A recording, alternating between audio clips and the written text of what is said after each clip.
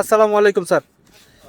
Sir আপনার পরিচয় দিয়ে একটু যদি বলতেন, আইটিএস এর সাথে স্যার আপনাদের এই যে 5 দিনের ট্যুর হলো স্যার, কেমন ছিল স্যার?